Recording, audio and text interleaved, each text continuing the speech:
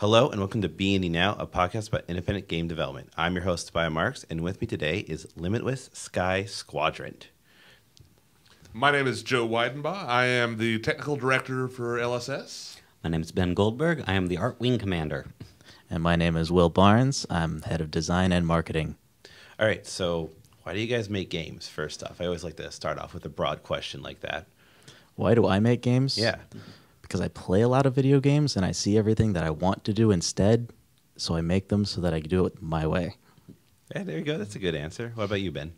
You know, I can give you two answers for this. The one is very similar to him. I've spent my whole life playing video games. The other is that, you know, I have spent my whole life video games. It's about time to get some of the money back from it. Mm-hmm. But more realistically, I just truly enjoy the process of creating something that I know other people are going to enjoy. I'm a storyteller at heart, so it's it kind of for me. It actually came.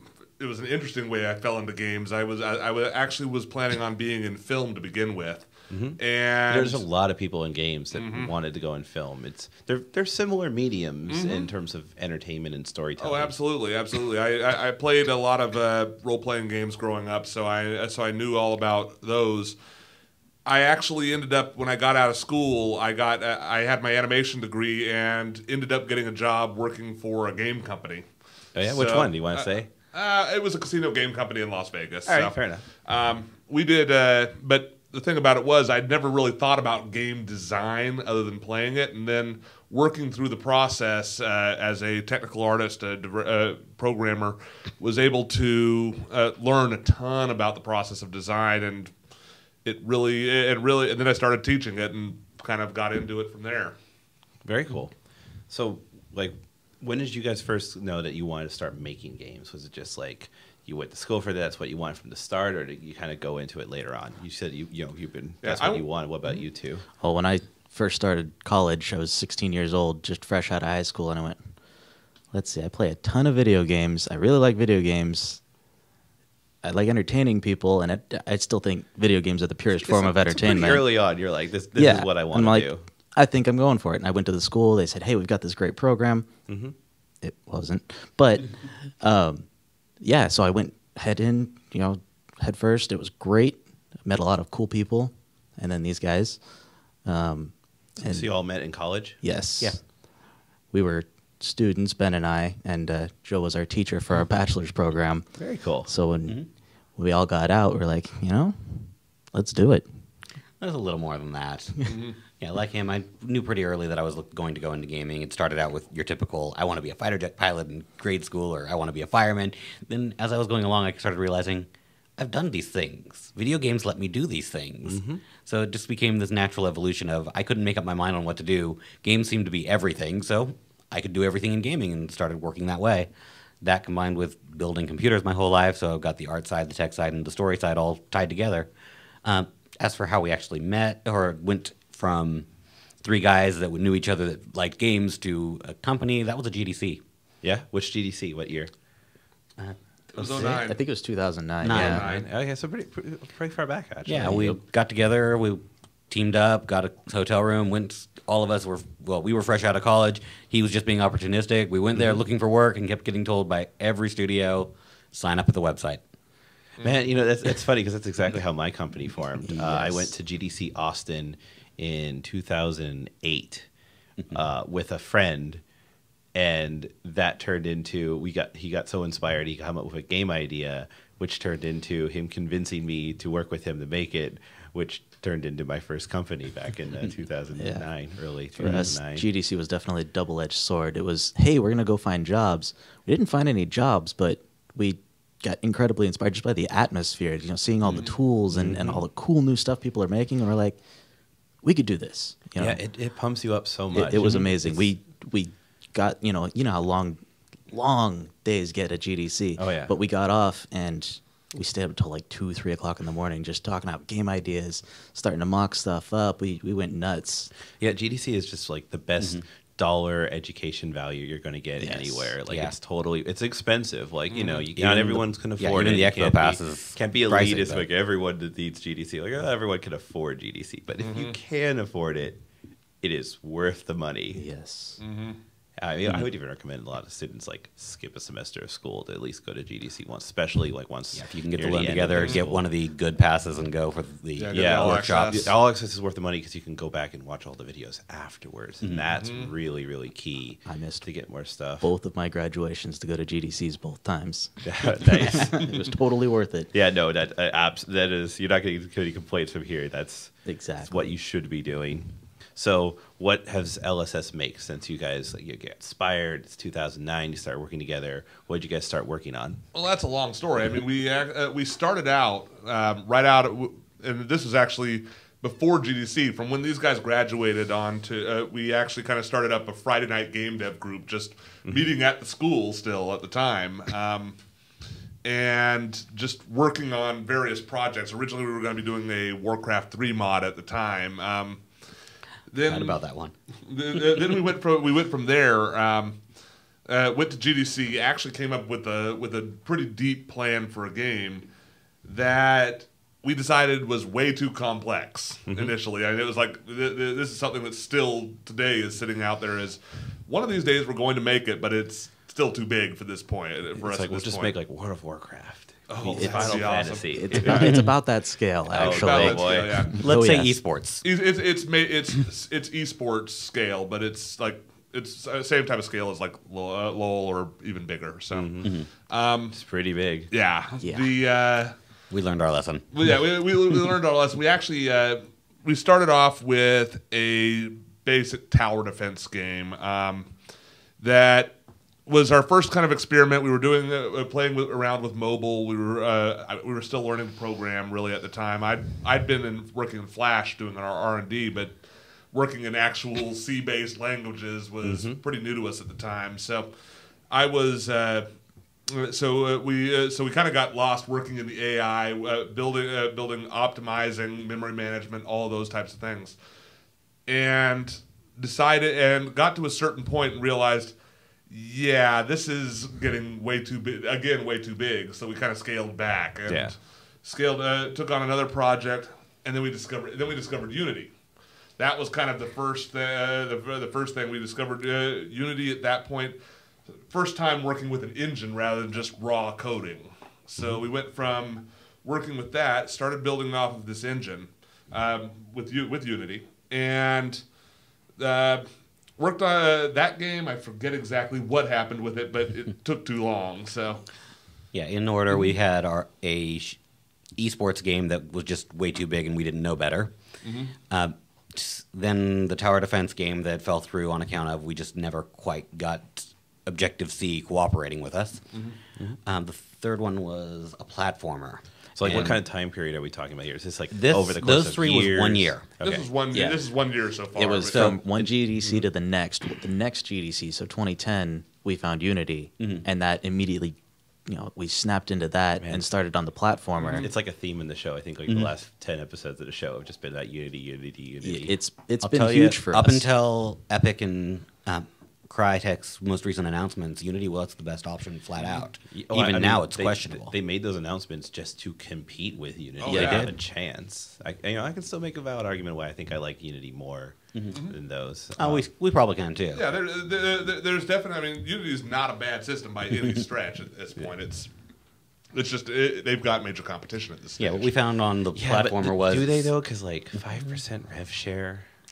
That's something. That is a big It's- deal. it's That's pretty heavy, That is but- like even if they asked for 1% rev share, like just from an accounting perspective alone, I'd rather like just pay for something. I'd rather be more expensive and just pay for it than have to give somebody rev share to use a tool. Well, depending on how much capital you have to start up with, that can be a big difference. Yeah, I mean, and also like Unreal could be like the perfect tool for your game, right? Exactly. Like I think Antichamber was Unreal, right? That's and, right, yeah. and that like it wouldn't have necessarily worked as a Unity game. I mean, what part of it is that Alexander had a bunch of Unreal experience, but the other part was just that he was really deep down in that engine code and he really knew it well. And Unreal's a really solid engine, but Unity just has all the utility you need for like small time indie devs, and it's free for pretty much everything you need is free. And then there's you pay for some fancy features that if those features make or break your game, you can afford the $2,000. Exactly. Yeah, that's kind of how we looked at it too. As we could work on this free to get started, but the Pro Engine and a couple of tools, we knew that the analytics big one, we needed that. So we went, okay. At the time, we were all convinced switching to Unity would get us our first game out in 6 months. So this is 2010. This is 2010. This is 2010. This yes. is 4 years ago. Okay, what happened? We discovered You made 10 games in 1 year, and we discovered that the game we were working on, no. it was within our skill set. It was not within the engine's capabilities. Yeah, we found basically the one thing Unity absolutely refused to do, and it was the main mechanic of our game. I'm super curious. It's kind of been done a few times Yeah, since. to be Times fair, at this it's a point. mechanic that's been done. At the time, it hadn't been done. Yeah. We wanted to redefine the down of gravity. Yeah. So we were going for a mobile device where if you tilted it, whatever tilt was down, like from your perspective, so why was would down. Unity do that? Seems like totally up at Unity's alley. Even was 2010 Well, Unity. the problem was if we rotated the world, and this was the thing, was working off the accelerometers at the time, and a lot of this had to do with limitations of the iPhone at the time, was if you rotated the accelerometers, there was a lag in the world, so the world wouldn't quite keep up with you. When you rotate it, So the answer that I always had was, well, rotate the camera and just turn gravity, or don't rotate the camera, leave the camera locked, and just change the direction of gravity. Yeah. Well, the problem is that that number one, we weren't familiar enough with Unity at that point to go in and write our own third-person controller from scratch, from the ground up. But the character controller doesn't rotate. That is the problem. That was the problem we ran into originally. And when you tried to start rolling your own systems, this was still Unity 2.6. So this was before Unity 3, before a lot of way other early. stuff. Like, Unity 5 is announced. Is it out yet in beta? Or? 5 is not in beta not yet, in beta no. yet, No, but it's not close. quite. Yeah, it's pretty soon. They at the time, this was Unity iPhone 1.7, Unity 2.6. And it's exponential better. Exponentially better absolutely, now. yeah. Nowadays, I could do this in my sleep, but it's at the time we were actually going through, and every piece of code I'd write to try to stop the collider from falling through the world, it would do something different. So Sometimes we get it working perfectly, and then you just hit the wrong edge, and you fly out of the world, and it's like, oh, we're so close. So eventually we decided, this just isn't going to work. So yet again, we started on something different. All right. We decided to scale back our original idea like 1,000-fold. We're like, okay, got this great big ginormous game, so let's scale it back to just one small aspect. make a single-player campaign from it. Exactly. So So you from the think, world. think Yeah. simple. It's much better to release a simple game and update it than it is to spend 6 months to a year. That's on a probably the bigger game. biggest lesson that we've had is, and this was not that, honestly. This was actually a step up. Yeah. In terms of complexity and what we were doing, but It was also wrong for the market, and it kind of just fell apart on that account. We reached that point, and I'm sure every indie guy out there and every game developer out there will tell you at some point, if a project just stops working, you just can't stand staring at it anymore. Your choices are push through, get it out, and hope for the best, or let it die. Too many people make the mistake that they're like, okay, I need to start something simple. There's all these reasons we just talked about that make sense. And then they're like, well, I'm just going to make this really simple puzzle game that's like this. And it's kind of like that thing I saw in the store over there. And it's something that they don't enjoy at all. It's something that they would never play. Something if they download it from the store to just be like, this is too simple. And they release it and they say, well, that didn't work out, store doesn't work out, or that I can't be an indie, or all these other negative things. And it's like, well, if you didn't care about your game, why is the player going to care? well, right. I mean, I know when I first got started, and this was back when I was learning Objective C, when I was learning the basics of this stuff. I remember one of the sites that had some of the great tutorials on iPhone programming at the time. Actually, he had a long-winded blog about how ridiculous app development was. And it was basically, I mean, he's like, I got into this and all this stuff. I've released 10 different apps, and I have one app that's done really well, and then I've got everything else has made a combined total of $50. And it was like, And it was, he was just saying, the App Store, you're going to get lucky and that's it, and there's no reality to it. People who say and that it's not true. No, it's exactly because people may have gotten lucky. Like people may not have understood why one of their apps was more successful, but there is absolutely a science to the number one apps. Well, I looked at this, and this was the thing, was I actually read this, and my first thought was, well, let's go look at what he made. Yeah. Because obviously, I want to take whatever he did and make sure I'm not doing that.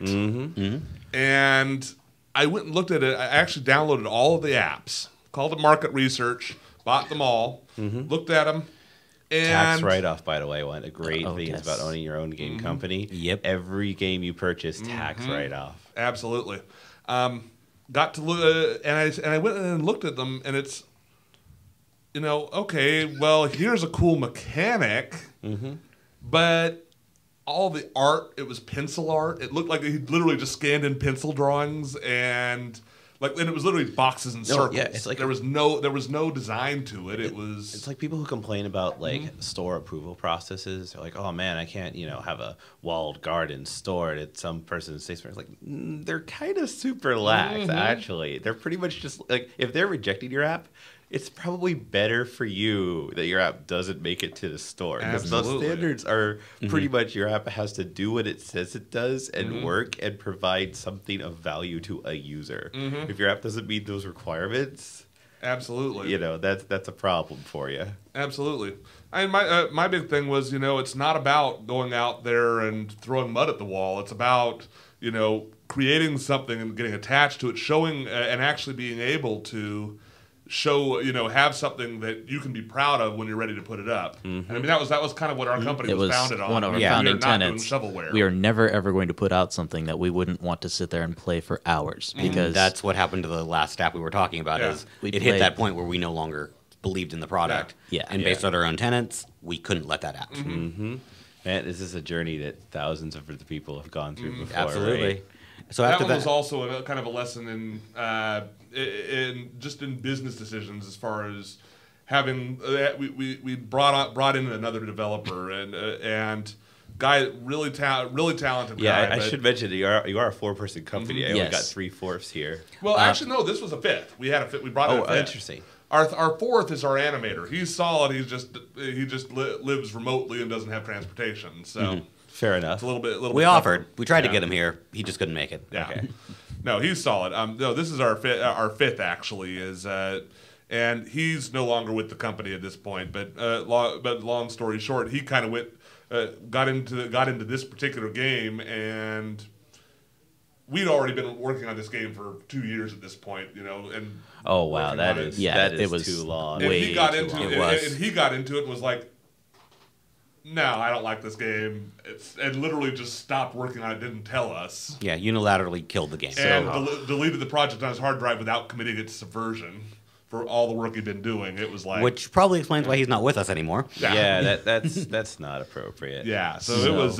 he went in and killed So what are everything. you guys, doing in the meantime of this? Obviously this isn't your full-time job, or is it?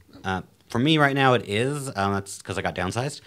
But for the most part, we're talking, 2 years working on this game. That was nights and weekends. Yeah. Every one of us was working full-time positions at one way or another. Oh, yeah. Like I said, entertainment's kind of my life. Almost every job I've ever liked has involved it. I've worked as a casino dealer in my actual paying job for now, which is awesome in its own special way. I'm the crazy busy pretty one fun. of the group. I was a teacher when I met these guys, of course, working in college. I still do that. Have been doing that for about 7 years now. I'm also just finishing up my master's thesis right now, so doing that. And then as my general day job, I actually work at a company doing driving simulations. Oh wow! So So you're the I most work in busy Unity guy. every day for a living. So. Very cool. He's kind of a busy guy. Yeah, this is my full-time gig right now, but I'm planning on going back for my master's this spring. Very cool. That's such a good reason that you're getting the unemployment or whatever, you get laid off, you're jumping back into education, jumping back into it any time. It's a good time to start, right? It's a good excuse because you don't have to quit your job to get that full time, right? I'll just delay. Considering I went another from one data for a while. entry in healthcare, insurance, I can't really consider them healthcare, to doing this part-time and now doing this full-time, it's far more meaningful to me to go back and really dig into the artwork and such.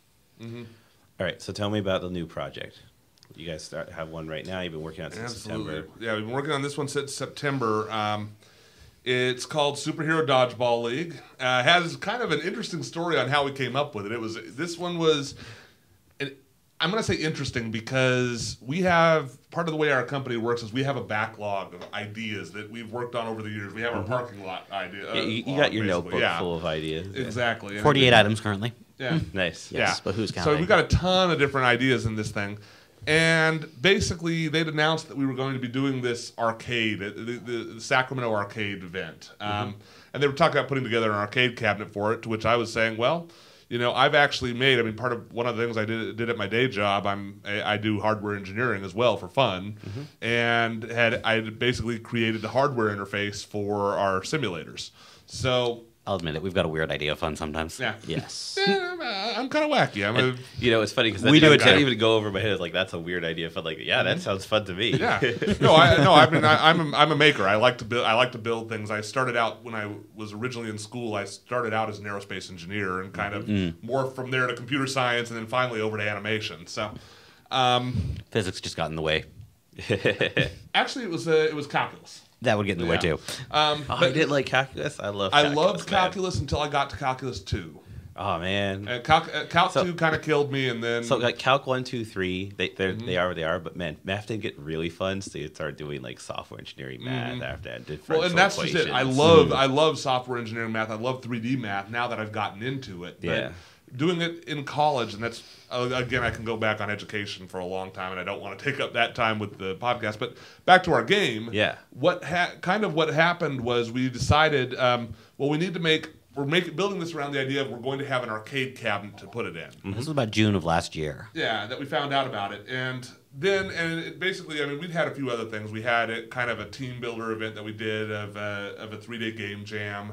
Made kind of a racing game that came out of that. But the idea was we've got to have something for this arcade. And it needs to fit in an arcade cabinet. So we've got these design limitations. We're going to have, 3 buttons and a joystick. And then we spent probably about 8 hours having just a really long discussion about ideas, and we were really kind of focused around one game idea that we'd had, and it was just how do we make this work? And then it wasn't a discussion. Then it was an argument. yeah, We can't be polite about This this. one we nearly killed little. each other. We over had this. to bring out a talking stick, and it was not working out very well. So we finally we go inside and we're like, all right, what do we do? Yeah, I asked the all-important question, what can we do that fits the old school arcade standards? The standard of easy to play, easy to enjoy, easy to get into, hard as heck to master. What's going to bring people back to put in another quarter for another 9 seconds of gameplay? And we sat there, and I said, Dodgeball. And then pretty much lightning struck. yeah. He said dodgeball. I said, ooh, dodgeball, balls bouncing around, and they never stop. Yes. And more spawn in. We have a bullet hell. And then Ben. Yeah, we were just playing before the show, and like I was noting that like it reminds me a lot more than Ikaruga, I think it's called. Yeah. Yeah, Ikaruga's a good example. Yeah, it's like that reminds me more of that than any other like dodgeball type game I've played before. Again, dodgeball, even with the bullets flying constantly and never being stopping, these balls just get more and more. I didn't feel that was crazy enough. So, like I said to you earlier, I'm the fighter player of the games, and I went characters with special abilities. So that added in another That's factor. where you get the whole and superhero. that led to the superhero superheroes deal. and the villains. You get Actually, to be X-Men completely dodgeball. honest, we had talked about doing robots. The original idea was robots playing dodgeball. It was The originally superheroes are way cooler. Tron Deadly They are. Discs. Tron Deadly Discs was a big inspiration for the original idea. It's so far evolved from that, but that was our original talk was Tron Deadly Discs. And if you remember back to the Intellivision and the Atari days, it was Not to date us or anything. So yeah, we talked about a bunch of different skins, and then finally we settled on superheroes just because it's so organic. It flowing into everything else it could possibly be. Power ups, It is a superpowers. mouthful of a name, though. Superhero Dodgeball League. We call it SHDL Yeah. between us. Just like our studio name, Limitless Sky Squadron, it's LSS. Yeah. We're big on acronyms around here. ATLAs, TLAs. Yeah. Fair enough. It makes life a little I work, easier I work for at us. Microsoft. We're kind of big on our acronyms here, too. Absolutely. I know It's a that tech feeling. thing, yeah. Yeah. Well, you got our business card in front of us. Yeah, I mean, absolutely. So it's one So- great big acronym. Yep. So who is your audience for the game? Is it like that hardcore player only, or are you trying to make it more accessible? No, the idea of this game, and again, the entire purpose thing about this game, it was designed for an arcade cabinet originally. So and of course, the ironic thing about that is they ended up doing the arcade without the arcade cabinets. So we actually originally, to get into testing this, we started putting it on controllers, and we discovered very early on that this is really fun to just pick up, sit around the TV, and play. It's a console game. Yeah, first time we tried this Yeah. game out was just the standard test every indie goes through. Is this game fun enough for us to spend the next 6 months on? This was 2 days into development. So 2 days into Yeah, development. it was really that's- rapid That's prototype. totally the way you got to do it, right? Yeah. I mean, as you guys know from your years of experience, you got to yeah. get that prototype out early, decide if you want to commit to it, right? 'Cause if you're 3 months in and you decide, well, this is an idea not now we worth just threw pursuing. away 3 months. Yeah. Yeah, exactly. So we threw it together, and we're like, all right, let's play for like 20 minutes, whatever, a few rounds. Using Unity, right? Yeah, we threw it together with Unity. We hooked up the controllers, and then 4 hours later, we were like, that was pretty fun. Yeah, we were going, yeah, that was good. We enjoyed our 20. Wait a second, it's been 4 hours. Okay, maybe we're on to something here. And Yeah, there you we go. really need to add in lives because Infinite Spawns we played for hours. Seriously, and we were like, okay, this game is awesome because even the developers sat here and lost complete and total track No, of you time. can And- really tell those yeah. moments, you know? And this was at the time we were playing with literally just capsules and little balls and some basic walls we'd thrown up out of cubes. And It some was- wonderful comments from the Peanut Gallery that we can't share on the podcast. Oh yes. Yeah, original art was very suggestive. That's all I'm going to say about that. Okay.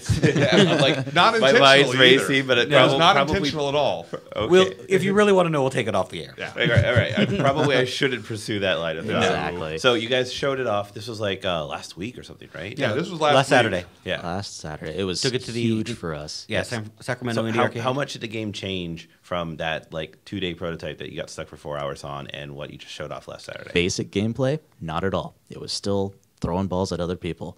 I mean, the art, the superpowers, the power-ups, everything adds added another layer that just added strategy upon strategy to this game. It's very emergent strategy, which we were very happy with. I'd like to say that we planned it, but mostly it just kind of happened. No, we planned it. We planned each Yeah. layer. We just didn't know how they were going to interact. Okay, that's true. And a lot of this you don't As know you how said, it's it's actually. not an accident, right? Yeah. Exactly. Now it's not. Yeah, No. you don't, in a lot of cases, you don't know you don't know whether something's going to work until you're able to try it in the game, and I mean that's really what we focused on. We've had our art going. Ben's been handling a lot of that. He's also been handling a lot of the code because as my thesis gets closer and closer, I'm available less and less and less. And he's a very capable coder, so it's something he's been able to do. And we've had art. We're really going to be diving into the art really hard after this next few weeks after I come back because obviously I'm actually a character rigger. I'm a tech artist by trade, so it's something that. But in general, what has happened over the past months has just been refinements. It's just. Well, okay, we started out, we could just throw the balls. Now we add in the superpowers. We've added in things like black holes. We've added in turrets. All these little things that add into the gameplay. Yeah, and it makes it more chaotic, which is Very much to the so. game's strength, right? Like you want a little bit of unpredictability. Yeah, Well, then Absolutely. we had to add in a few things to also scale back the game. So when it does get absolutely insane, are you going to be able to use those abilities to reset to give yourself a little bit of room to breathe? Yeah. So we've got our whole list of escalators and de-escalators, and one somewhere in the middle that Mostly are just fun. don't do either. Yes. Yeah. No, that's good. I'm glad you're thinking about that. Yeah, That's a we good point. because in the very beginning we used to have the balls spawn once every second, which we got up to. Oh, you kidding? We started out with a soft enrage timer on the ball spawner. It would be to every 10 seconds minus a second each time. Ooh, that And gets really fast, really It quick. worked out really to fast. after about a minute, there was always a ball ready for you to throw. And that was before we integrated lives. So you just never die. You press start to spawn back in, but you instantly die because there's 300 balls on the screen bouncing around this tiny little arena. You got to scale back. Back on the test start, we capped out at 524 about balls. every 5 seconds right now. It spawns. Yeah, it's about every 5 seconds we got a new ball added to the arena through the normal spawn pattern. But on top of that, we have things like multi-ball, bonus ball, turrets that all add balls on their own time. They'll add more balls quicker than that. Extra spawners. There's even a superhero that can add some balls to the arena. Interesting. Sounds really cool. So how's the control scheme changed? You were originally designing it for arcade cabinet, but now you're designing it for the Wii U? To be honest, our control scheme was originally started. Yeah, it was going to be arcade cabinet, and we were talking. Best example I got for you was Smash TV. We were talking 2 joysticks, multiple buttons. It was how can we simplify this to the point where anybody could walk up and play? And when we started, it was total arcade. Then we moved on to the Xbox controllers, just on a matter of we needed controllers to test with. Yeah, and that's what you've been just developing with. Yeah, we've developed with the Xbox controllers pretty much ever since. Only using the joystick and 3 buttons, though. At this point. Originally yeah. it was D-pad and 4 buttons. Then it became both joysticks. Then it became 1 joystick and buttons. We had a lot of abilities that we found simply players didn't use, so we took it out. Yeah, we had Simpler controls is better. twin stick The capabilities. game is so confusing. You don't want the controls to also. Yeah. You got to have your aspects of chaos. Yeah, we originally had it set up 2 joysticks and triggers so that you could aim where you wanted to throw. Nobody ever used it. They just kind of picked a direction to point, and that was the end of it, and they'd move around normally. Yeah. So we took that out so we can reintroduce that element of chaos of the balls going multiple directions. Interesting. Yeah, you'd end up having just balls bouncing back and forth horizontally with nothing else happening. Yeah, that's the disadvantage of everything working in full physics is you do get straight lines, and sometimes we don't have it so bad anymore, but it used to be all the balls would gather at the edges, and then because they were in physics, they'd slowly bounce and then stop, which just kind of killed the mood of the game. Now with all the extra chaos, that barely ever happens anymore, and now. So do the balls slow down over time, or they are kind of like? No, the balls are actually, for all intents and purposes, they are in a frictionless vacuum. Okay. They can, of course, collide with each other, and how those collisions happen can cause speed variance. Okay. We also introduced bumpers, which double the speed of the balls that hit them, just for that extra layer of chaos for those, which is highly entertaining. Especially when you throw a multi-ball straight into a bumper. I was playing and I didn't know any of the power-ups and what they did and all that. And yeah, you got like really early art. And once you have better art, it will be clear for me to tell. But even with like, I have no hope of knowing what the power-ups do.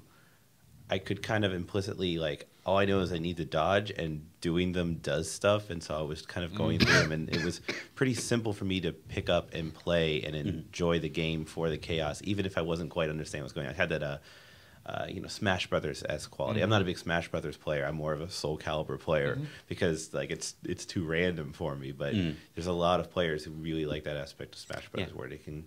Well, the arcade was a big eye opener on that front for us when we took it out and for the first time let the public really get a chance to dig into this. We had results of the truly casual. I think the youngest player we had was like 4 years old, and he was able to just kind of run in circles and dodge things, and he was happy. Nice. We had mothers that came with the kids who, don't worry about dying. It's part of the game. Just enjoy it. And they got comfortable. And then we had these guys that I swear had been playing the game longer than we had, where we had one guy. They were just straight up better than you? Yeah, They were just, it was crazy. No questions. This one guy came by, I went, no, this is my game. I got this. It's the same format we have right now, which is the 2v2. He had every ball in the arena his color. His partner died almost instantly. Then everything in the arena was his color. He was up 7 lives to their 0s. Yeah, and it seems like it's one of those things that you get such a huge advantage once you have that early upper hand. Which is why the superpowers exist. They're designed to break that advantage. Maybe the advantage of turning every ball to your color right at the beginning because you is do have offset. the advantage because the way you trigger your superpowers in the game is that it's based on catching your opponent's balls. So if you have like a ton of red balls, you can catch them very easily, which means you're triggering superpowers way more often than your opponent. Exactly. I'm just getting that. That's a really smart way to balance things. That was one of our evolved balances. Yeah. Yes. So, like, what was the best feedback you got at the playtest? Like, what really surprised you or was interesting? Well, I think this is one we each should take a turn answering because I know it's different for each of us. For me, it was the buttons we were handing out. We put them out. I figured people would grab them if they cared. By the end of the event, it if they weren't wearing the button or it wasn't on their backpack, they had it. There was everybody at this event, and easily 200, 300 people went through us, had these buttons. But the biggest surprise on that was one of our family members that was helping out saw people not only talking about our game, but wearing the buttons out 6 miles away when they had lunch. And it's that moment. It's a nice big button. That's like really a good marketing. Oh, right? yeah, People definitely. like it was big different. It was buttons. the adoption rate for Well, me. everyone That gets was those all like these nickel people. buttons, right? That are like super small and like okay, I see people have like 20 of them on their lanyards. You're like, yeah, it's white noise, but you get like, yeah, We got a 3-inch. It's like it's good, the size of a sand dollar, you know? Yeah, definitely. But it was crazy. For me, it was the amount of hardcore players we had on the first day. Everybody saw it. We had people coming back for 5, 6, 7. We had to make them hand off the controllers. They were playing so many rounds, and just the amount of people who got so incredibly competitive about it in no time at all.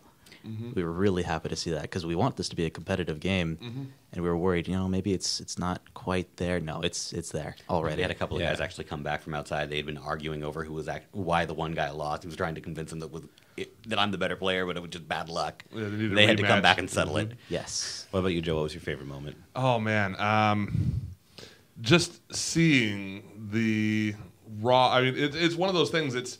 You get out there, and I mean, we've shown some of our betas before, and you see people, and it's like, oh, this is cool. Yeah, this is kind of fun.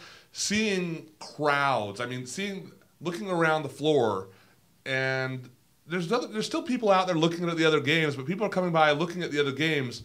The gathering is at our table. Yeah. The people are just gathering at our table. It's like, oh my gosh, we've got something here. We knew we had something when we, from that first time we tried to play it.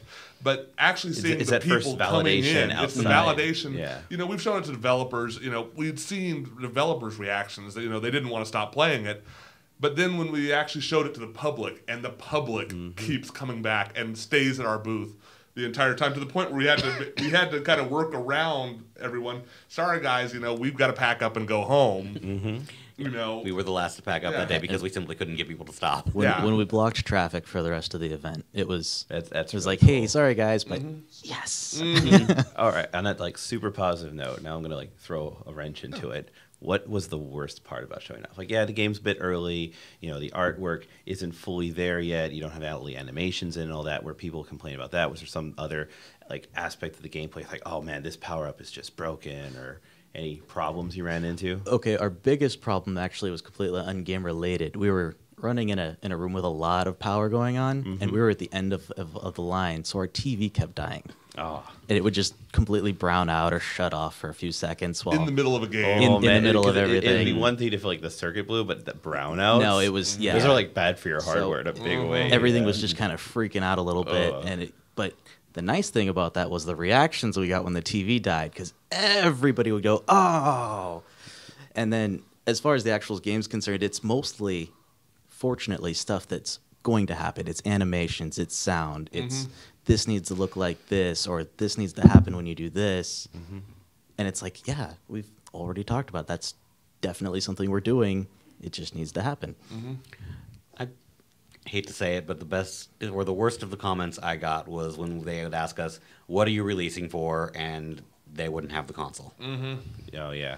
Yeah. You're going Wii U, and it is by far the least popular right now. I It think. is Yeah. the least popular, but it was the first company to say yes to us. And Yeah. if any other company says yes, we will happily move it to those consoles. That was really the thing with this game was when we actually developed it. Like I said, when we were doing it for the arcade, it was kind of a one-off thing. Hey, let's show our company. And then we started looking at the game, and it was like, what now?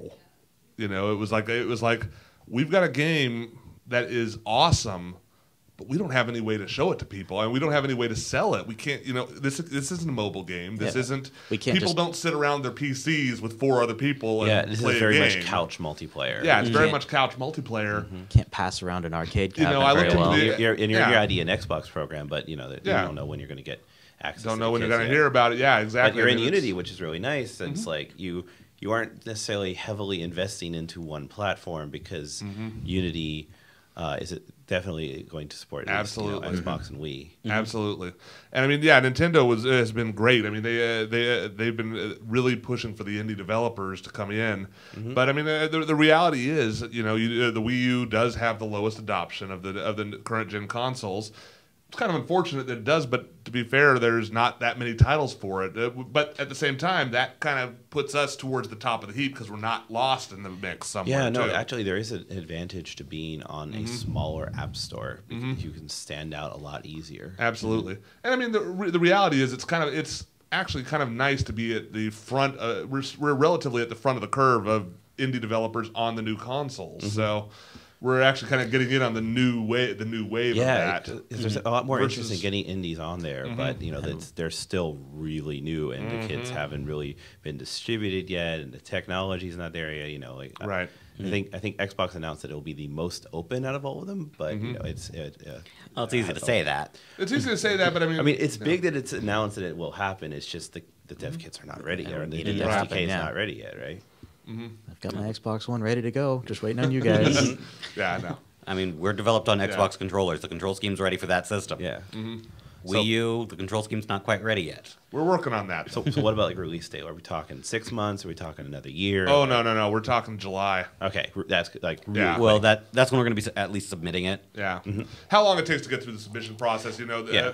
And you're going to update it and add more. absolutely. Yeah. Oh, absolutely. Fully supporting. Yeah, We've you got gotta a think lot of about- stuff we want to add. We've got plans through a 2.0 at this point. Yeah, you got to think of apps as a service now. If you're selling apps in a digital store, they're no longer products; they are services that Right. you're providing. And yeah, you might only be selling it in one lump purchase sum, but you no, have we to have treat it add-ons, like we a have- service. Yeah, you have to Yeah. keep expanding. People don't want to buy a game and then have it be dead. They want it to be living. They want it to be updated. They want it to have that support. So you got to just plan for it. Absolutely.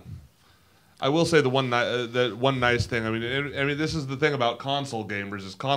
It's kind of a little bit more of a premium market than necessarily like mobile phone users. Phone users. It's a great market to be in, but there's certain expectations of games and price points in mobile games versus on consoles. So, And of course, with the latest entry into the consoles with the Steam Box on the way, oh yeah, we're definitely going to look at how to get our game onto Steam Box, which means It's actually we'll more start talking consoles there. than ever in this generation. I'm 'cause, really like, excited about it. We like that. There's the previous gen ones. You got your PlayStation, Xbox, Nintendo. Yeah, and now 360s, there's PS3s are still Ouya and perfectly valid. Kindle and like all these other smaller box competitors that are like not quite the same category, but they're all games on the TV. And that's what we need is games on the TV because, like he said earlier, we can't crowd 4 people around a computer right now. It just doesn't quite work, as you experienced a little bit earlier. If you're sitting right in front of it, kind of, but we need that big screen, and this is definitely a party game. Yeah. yeah. All right, so I have a time machine. We're all going to hop in it. Okay. We're going to go back, let's just say, to the start of your company. We'll go 2010 around that time. That sounds like a good time to talk to you guys. But we only have 30 seconds. What do you shout out the window of the machine? Oh, wow. Smaller. Yes. Actually, Smaller, at that just point was stick with Unity. Don't think too big. Yeah. Yeah, that's it. You're just like, okay, so like They got it covered. There's nothing more I can add. Think- Yeah, think yeah, small, it's- guys. Don't, There's probably some more. No, what you're working on, too big. yeah, just don't bite off more than you Still can chew. too big, yeah. Just, Yeah, still too big is yeah, probably the big one. 'cause- Prototype early. I don't all suppose that your stuff. time machine, we can roll down the window and just hand him the design docs for this one. Yeah, no kidding. Yeah. That would be cheap. I think 2010 us would look at these design man. docs and be like, what? This is like that was my least favorite part about the third Harry Potter book is they had the time travel watch for Hermione because it's like, man, she could just like do her entire Hogwarts in the next 6 months with that thing, right? Absolutely. Shut up. Yeah, I Yeah. know, right? And then they never used it again in the books. Right. Ah, Well, they broke them all. nerd frustration. Yeah, okay, they broke them all. How convenient would it have been that the most But they didn't break them all useful until the 5th book. Yeah, the most useful tool in the history of ever to fight evil and anything is in the hands of the most good person. Okay, I'll stop writing about Harry Potter. It's a bad part of the show. Hey, we all grew up with We the all- books. All right. So speaking of other media and stuff, I always like to talk about what games we've been playing lately. For myself, I've been playing Year Walk, which is this really cool game by the same guys who make Device 6 and Beat Sneak and Bumpy Road. And it is a classic adventure game, but it has this really cool atmosphere to it. And I don't want to spoil it too much, but I will say that there are 2 Year Walk apps. There's the Year Walk game, and then there's the Year Walk companion app. And you should, I would say you're required to have both installed.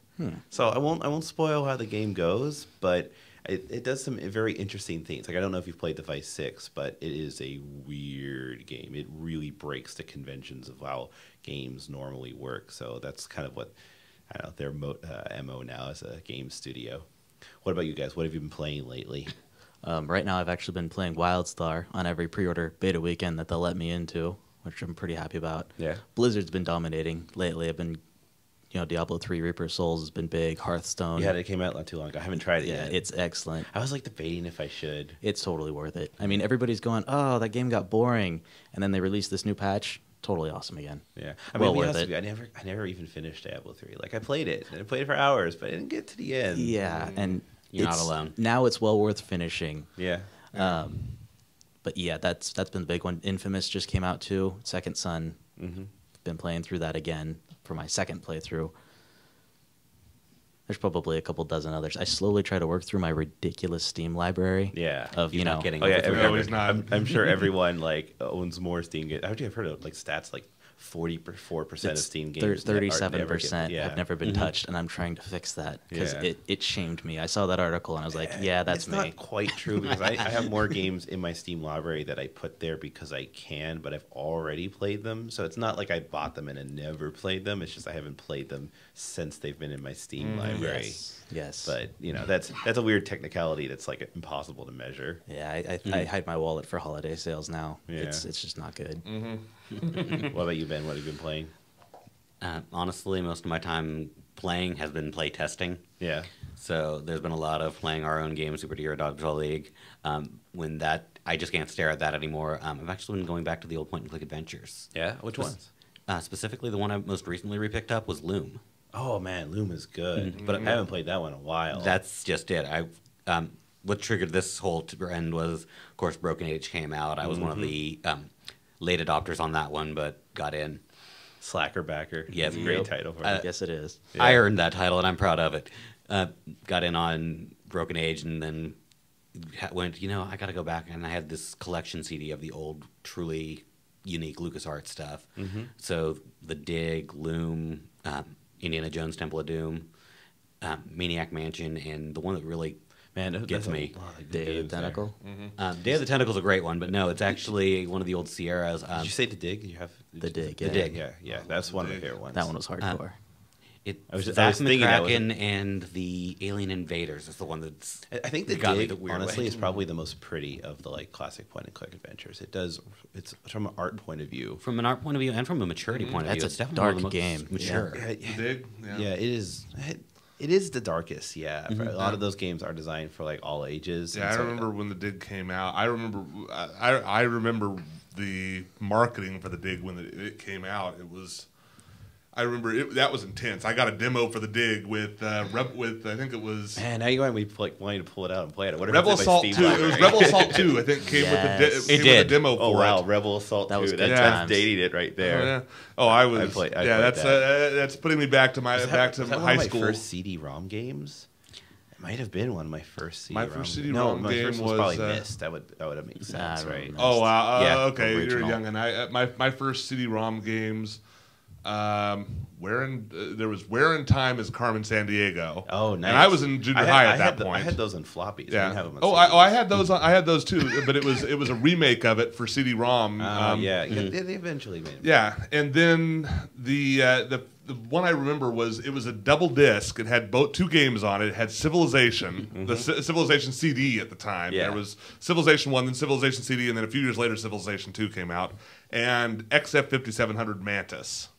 Oh wow! I don't know if anyone remembers that game. I do but remember that game. That game was amazing. That at game the had time. a freaking novel for its guide. Yeah, I was gonna say that was like I remember as a kid just be like, this is reading. Oh, I played that for Not that that game I for hated hours. reading, It but was like, amazing. Yeah. it was weird how much reading. Mm-hmm. All right, like what have you been playing lately? I haven't been. Oh man, I've been on a kind of a retro kick when I have time. I really don't have a lot of time between everything else I'm doing, but when I've had time. Hearthstone, because that's an easy one to pick up and play for 20 minutes, you know. Yeah. And then I've been on like a really retro kick. I've been playing Kingdom Hearts HD Remix and Final Fantasy X HD. Nice. Oh, I forgot. I think I I've been got the playing retro that kick too. beat You're on going- that. you're- I'm going a you're lot J- You're further going a lot back. further back. For me, it's a retro kick. You know, back to my first console that I owned because that I bought on my own, Yeah. which was PS2. So Yeah, I'm classically trained. I started on the NES. Really, really cool. All right, so where can we find more about Superhero Dodgeball League? Oh, we can be followed on Twitter. And, it's at limsky_studio. That's LIMSKY studio Underscore studio. Underscore studio. SQU. Okay. Yes. SKYSQUAD. Yes. Yeah. Or no, it's limsky_squad. Right. Yes. Yeah. Or no, studio. It's limsky_studio. Why don't There you we get go. out your phone and You're verify making this? it Yeah, look. we're gonna Yeah. verify Yeah, this. While we're at that, you can also find us on Your Facebook. and company On is- Facebook is easy. Yes, I Limitless just have it Sky in Twitter. Squadron on I Facebook. just have it in TweetDeck. We've got quite a few followers. Your website is limskystudio.com. Yes, That's that- where you can and that be one able is to much find- easier. You can always find information there, and you can always find it- like us on Facebook. And you know where else you can always find it? You can scroll down and go to the show notes where you can click the link right there. It'll be there. Perfect. That's a great You place find for that it. at beindynow.com. You get this episode's, past episodes, show notes, all the information you need there about the show. If you want to find more about me in particular, you can go to tobiahmarks.com. That's my blog where I talk about indie game dev stuff that I hope indies find interesting. You guys, anything else you want to plug? Oh, we just had our big indie arcade event, but Yeah, that would have been a good we one. would have been plugging that one, but yeah, no. SAC IGDA has been awesome. That was an awesome event. All right. Well, if you want, Keep your eyes out for it if it comes through. and I know you guys like Yeah. live stream that too. We do so- live Yeah, stream we do every live few weeks, stream so we're on Twitch. twitch.tv.com/limsky_squad, I believe. Limsky Squad, one word. Yeah, I think, you can get to that through our website too. Much It's easier. all on our Excellent. website. We embed the streams on our website when we go. So All right, sounds great. Well, thank Yeah. you very much for being on the show. Thank you. Thank you, sir. And for everyone out there, go out and make some games. Yes. Yes. It's not that hard. Oh, it's not. Except Yeah, for the not, part where not it that is. hard. Don't bite off more than you can chew, though. Start small.